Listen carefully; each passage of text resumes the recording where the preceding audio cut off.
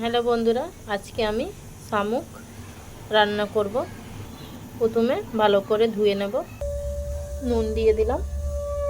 এবার দিয়ে দেবো গরম জল, আর গরম জল দিয়ে ভালো করে ধুয়ে নেব। হাত দিয়ে চটকে চটকে ধুয়ে নেব। এবার ভালো করে ধুয়ে নিয়েছি। এবার গ্যাসে একটা কড়াই বসিয়ে দিলাম। এবার দিয়ে দেবো সরষের তেল। এবার দিয়ে দিলাম সরষের তেল। যেইভাবে আমি মাংস রান্না করি সেইভাবে আমি করব। এবার দিয়ে দিলাম সরষের তেল, একটা তেজপাতা দিয়ে দিলাম, একটা দারচিনি টুকরো, একটা এলাচ। এবার দিয়ে দেবো পেঁয়াজ।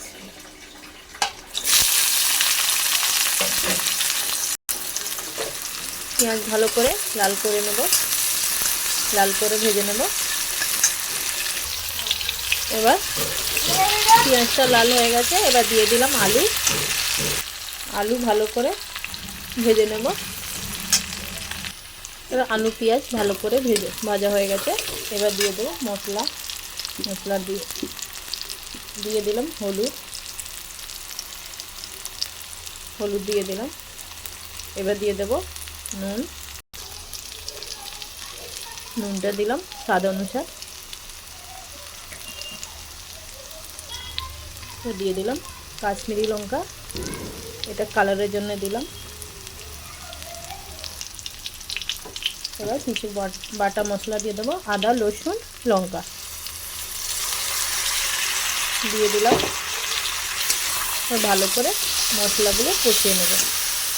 এবার দিয়ে দিলাম জিরে ধনে গুঁড়ো, গোলমরিচ গুঁড়ো।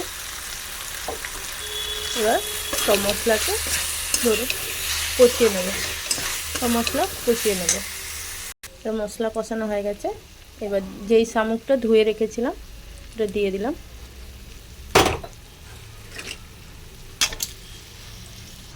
ভালো করে শামুক কষিয়ে নেব।